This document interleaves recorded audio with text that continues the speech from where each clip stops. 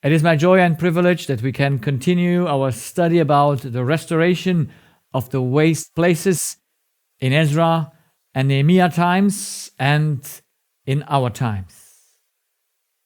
We have today the subtitle of Facing Opposition. When Ezra and Nehemiah started their work, the city was not in a good shape. The temple was rebuilt, but not in all the right service. Things were not done correctly. There were poor people in the city. There were things that were not right. And they could not rebuild the waste place if those things would not be eliminated.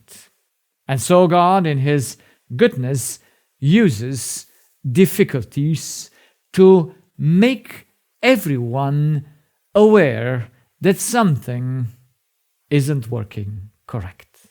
But before we go into that theme, let us look to two terms that are essential to be understood. It's faith and trust.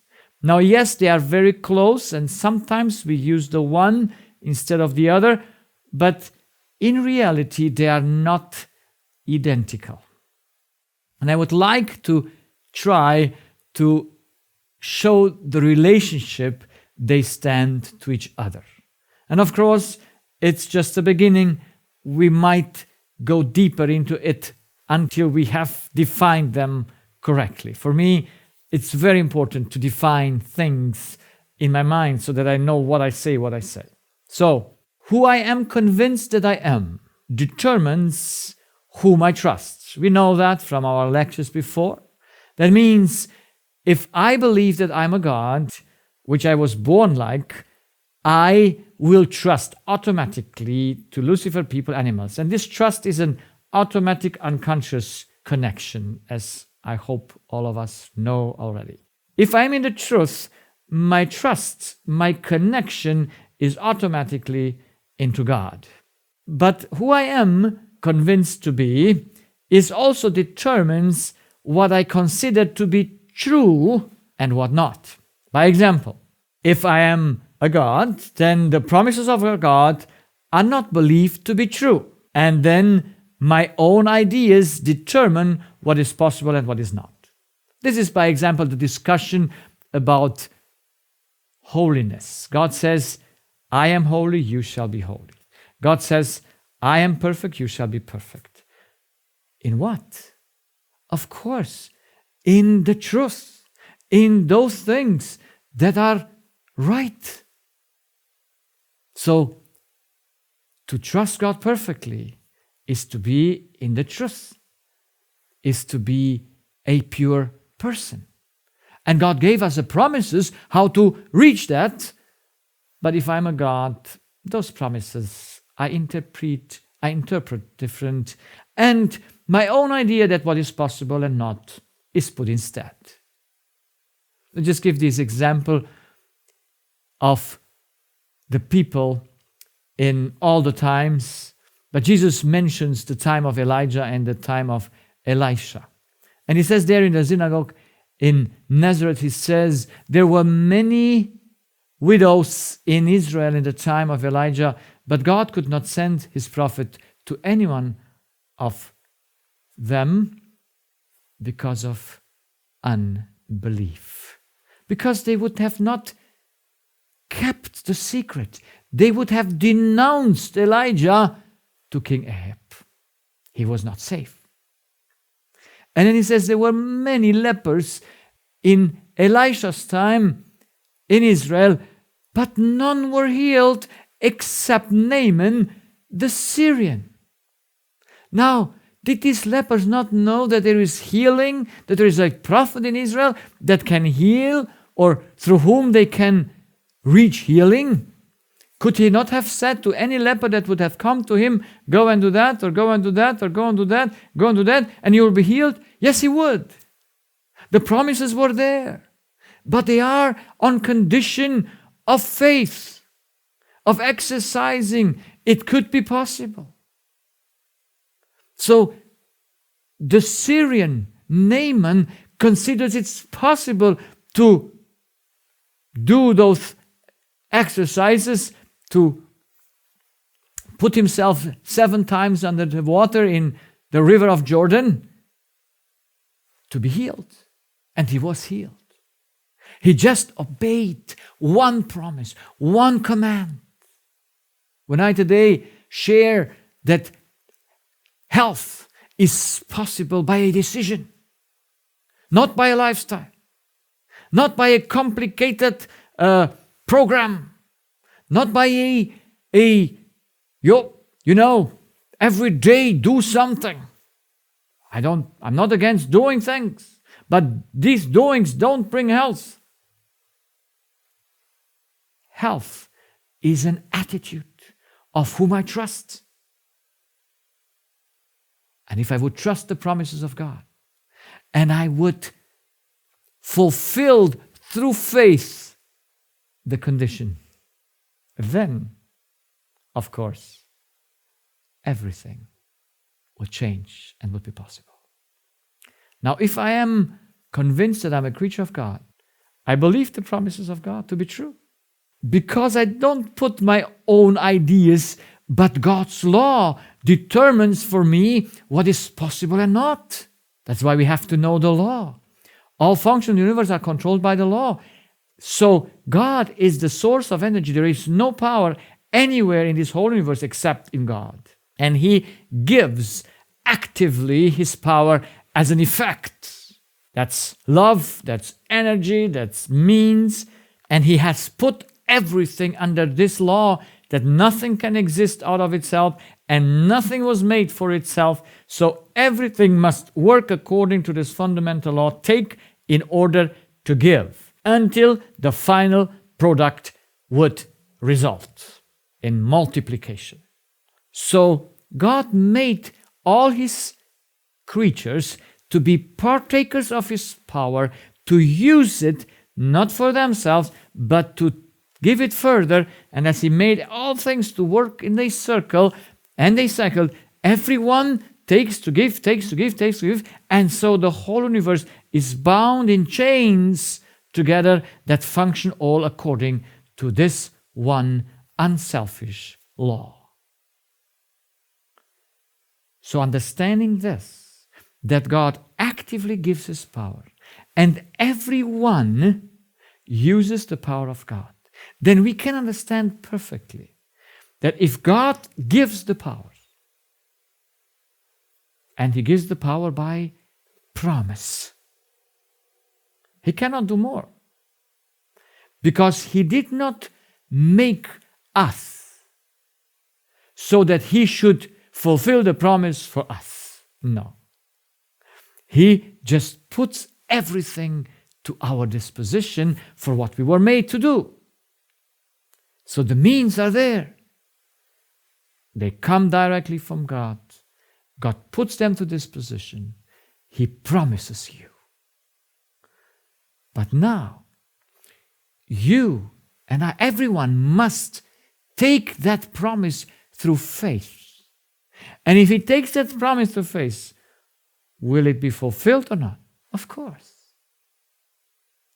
This is a very important thing of trust and faith, of understanding when God says everything, him who believes, everything will be possible. Do you believe that? Well, in a moment, we would be unselfish. We would be convinced that everything comes from God.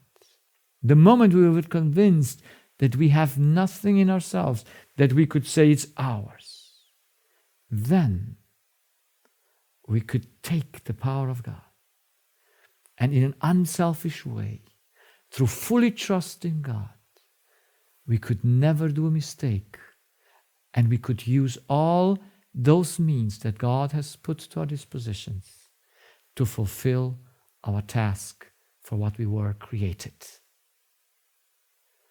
So, understanding this, we go one step further, understanding opposition, because we want to understand that. If God actively gives His power, then each effect is under His control. Now this must turn on our minds. But I could take this as a selfish thing, using God's power for myself, or using God's power to give in order to destroy. So God put to the disposition of Lucifer many things. Now suddenly he thinks they are his. Now God doesn't take them away from him. He allows him to go into the deception. He doesn't destroy him. He could have taken his power away. And Lucifer couldn't have gone further. But then God would contradict himself. Then God would have created Lucifer the wrong way. But he didn't. So the deception of Lucifer is a mystery. That he was not listening because he had a bright mind. Thinking that he could become a god is total nonsense. But he did it. It's the mystery of iniquity. It's the mystery of sin. But God allowed him to use his power even further. He allowed him to use his power to seduce a third of the angels. And if they would want to use his power wrongly, he would not take them this power away. He would just, in the effect, give them consequences, because it's his power they use. And if they misuse it, he can give them an effect as that, and they had to experience it. So every effect is under God's power, because everyone uses his power, but God will not take the right away to use his power. He can only bring an effect that he uses to understand the problem and to get away from it. So if every effect comes from God, then resistance and difficulties that we encounter in our work for God come for the good. They must come through God. They cannot come without God's will. So it must be in the interest of God that we face opposition. Because we see in every attempt, everyone who does something good faces opposition. And then we could say, okay, yes, because of the great controversy, yes, because there are evil ideas around there, there are nations that are fighting. Those are good excuses. But let us look to the real cause, why difficulty and resistance in God's workers come up.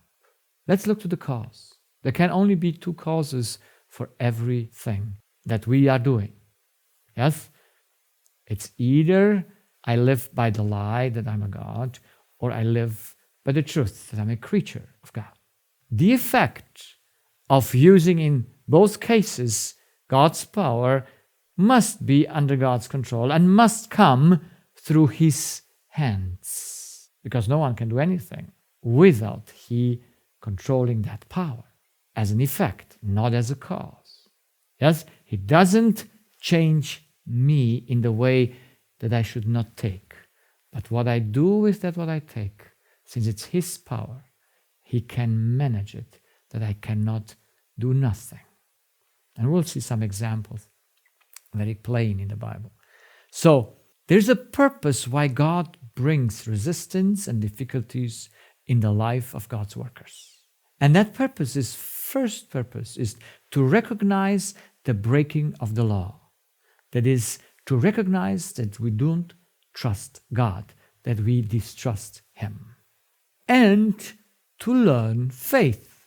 Because when we are gods, we don't have faith in what God says. And so he needs to teach us through resistance and difficulties, faith. And there are numerous examples in the Bible. Now, if we would be already in the truth, then all resistance and all difficulties would make us stronger in our faith, and it will just test the faith. It won't change us. So why people encounter difficulties and resistance? Let us look. We take the examples. Before we come to the examples we have in our lesson, let's look to Moses. because it's one that is a very good example. Moses is, after 80 years, very well trained by God. But is he ready for his job? Not really. He follows the call of God, but something in his life is not in order. And so they leave to go towards Egypt. And the angel of the Lord comes and wants to kill Moses. Well, he was on God's business. Yes, but there was something in the life of Moses. He did not fulfill the law. By distrusting God, he trusted his wife and did not circumcise his son. By the influence of his wife. And so now then Zipporah sees what happens. She circumcises immediately the son to save Moses' life. So the cause is the breaking of the law while the angel comes. But the angel comes as an effect, as a consequence. But not to kill, as we see, but as to make known that we cannot go on God's work being unprepared, being unholy, or at least to that extent that is conscious. So if there is a conscious thing that is still not right, then God has to do something in order to bring us to that recognition. Because even though he called us, if we don't take that off, like he called the rich young ruler and said, "Come and follow me." But he rejected the call. He said to the 5,000 in John 6, and to the 70 who already came with him and they had listened to his call, and they were working with him over a year now. And now he brings them in front of a decision to eat his flesh and drink his blood. And they all leave him except the 12. Why? Because in their hearts they were serving themselves. They were not in the faith.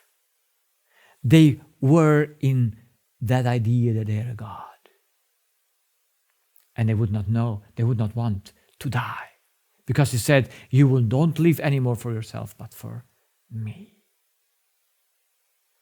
So whenever we encounter difficulties, the first cause of our difficulties must be self-examination, because it might be because of us. And I believe in 90% it's that the case. So let's look to Zerubbabel and Joshua and the people that came home. They followed the command. They came to rebuild the waste places. But what stopped them to do it? Now, why went it so far that when they started to build, that a king could give a command to stop the working? It is not said that when they got that paper, when it was read, that the elders went and wrote back to King Artaxerxes to tell him, look, we are not doing our own work. We were sent here by the king that was before you. Look, that the law of the Medo and the Persian cannot be changed, and we must continue in our work because we have it from Cyrus per law given to us, and we cannot stop. And by the way, we don't do our work. We are God's children to do it. But we don't find that as a reaction. But we find in Haggai and in Zechariah the opposite. Let's look in Haggai. God brings some consequences in the life of the people because they went home. Yes, they started also to build. But let us read from verse 5. Haggai, first chapter. Now therefore, thus says the Lord of hosts, consider your ways. Look to yourself. Ye have sown much and bring in little. Ye eat, but ye have not enough. Ye drink, but ye are not filled with drink. Ye clothe you, but there is none warm. And he that earneth wages, and put it into a bag with holes. Thus says the Lord of hosts, consider your ways. Go up to the mountain and bring wood and build a house, and I will take pleasure in it, and I will be glorified, says the Lord. Ye look for much, and lo, it came to little. And when he brought it home, I did blow upon it. That's the effect. You see? It doesn't stop you to use the means for yourself. But as he conducts all effects, because it's his active power, he can blow it all away. Why, says the Lord of hosts? Because of mine house that is waste, and ye run every man unto his own house. Is that something different in today? The churches of today, the builders of the waste places of our time, they want first to know if they have enough money, if their life is secured, then they will follow a command. God doesn't need those kind of workers. They will never finish the work. He needs men that put that first. Which comes first? Search ye first the kingdom of heaven, and all other things come after it. Therefore the heaven over you is staved from dew, and the earth is stayed from her fruit. Why? Because God has the effect. And I called for a drought upon the land, and so on. So God gives consequences that must awake the people that in their life something is wrong. And if you go to Zechariah and read just a few verses from the first chapter, it says here from verse 3, therefore say thou unto them, thus says the Lord of hosts, turn ye unto me, says the Lord of hosts, and I will turn unto you, says the Lord of hosts. Be ye not as your fathers, unto whom the former prophets have cried, saying, thus says the Lord of hosts, turn ye now from your evil ways and from your evil doings. But they did not hear nor hearken unto me, says the Lord. Your fathers, where are they? And the prophets, do they live forever? But my words and my statutes, which I commanded my servants, the prophets, did they not take hold of your fathers? And they returned and said, like as the Lord of hosts thought to do unto us, according to our ways and according to our doings, so has he dealt with us. So in the first moment, we encounter difficulties. The first must be consider your own way. When I got into difficulties with my practice, what I started first was consider my own life.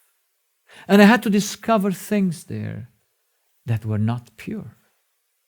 I had to discover that I have a tendency to go not the straight way with the taxes or with the incomes and forget some things here.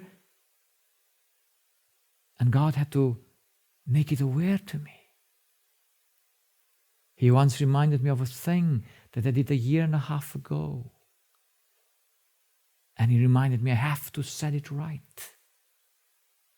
So, when I encountered difficulties, I went to him. And I removed that, what I was conscious to do. The rest is God's job. So the people in times of Zerubbabel and Joshua, they converted and they restarted the work and finished the temple. But they didn't finish the whole work, so Ezra and Nehemiah were in need to come. And yes, we will follow in the next lectures, and we have a few lectures to go, in which we will go more into deep of their experiences, because the time doesn't permit us to see all the details. And it's not even the purpose to see all the details. The purpose of the lectures I do is to understand a principle. Because the lecture is for us, not to know details about the past. I must know why and what I encounter difficulties in my life today, and what do they need to show me. And we find in David, and we find through all the Bible, it's the same thing. I believe in 80 to 90%, all the resistance and difficulties come for the purpose that people should recognize their breaking of the law. That is sin or distrust in God. But I try to formulate it in our words for every human being to understand what is sin. And we must learn through all these experiences faith. I'm so thankful for all the difficulties. And I have difficulties since God reconverted me. And these difficulties were all for the good, because they taught me that something in my heart needs to be changed. I have to consider my way. Not to eliminate a circumstance. I don't need to control Sanballat and Tobiah or whoever, because they are under the control of God. But what is not under the control of God is my taking, is my trust in Him or not. That's not under His control. He cannot fulfill that for me. So that needs to be corrected, and it must be corrected here, who I believe that I am. Now, if in my life would come difficulties and I would be like Enoch, we saw last time in Judah, and if you read the epistle of Judah, you will find that Enoch had difficulties. But obviously, his difficulties strengthened his faith and tested his faith, because he was convinced to be a creature of God. Job was in the truth. He knew that he was naked and nothing was his. And when everything was taken away, he said it was God's, and God took it away. He didn't blame the devil, even though he knew exactly who did the wrong work, because he says to God, "You gave me into his hands." Do you know the truth? Yes, he knew it. He just didn't understand it. But even in all his not understanding the purposes of God and the providence of God, Job at no second lost his faith and his trust in God. The test was taken. Elijah went from "I am a God" to be a creature. And as long as there was something in him that was living a lie, he had to encounter difficulties. But when he took them all off, he was taken to heaven. Christ, the Bible calls him the champion of our faith, the champion of our salvation. And if we look in Hebrew, the second chapter, verse 10, is a fantastic Bible verse. "For it became him for whom are all things, and by whom are all things, in bringing many sons unto glory, to make the captain or champion or the captain of their salvation perfect through suffering." Did any time, at any place, come out of Christ such a thing? No. Was he ever distrustful in God? No. His test of faith, his suffering, tested to the uttermost, like in the life of others, that he was pure. And yes, this test will also go through those who are called by his name, the 144,000 in our age. They will go through that most greatest difficulties, and they will rebuild the temple.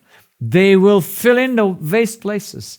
They will be the ones through whom God promises or fulfills his promise of Abraham because they take God at his word and they live according to what it means to be a creature.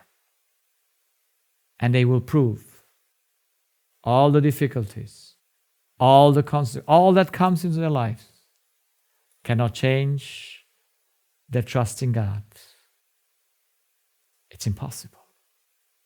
And by that last experience of them through the time of trouble, by their last test of faith, they prove that God's promise and God's work of bringing humanity to restore it through the life of Christ is the truth. And they took the promise and fulfilled it.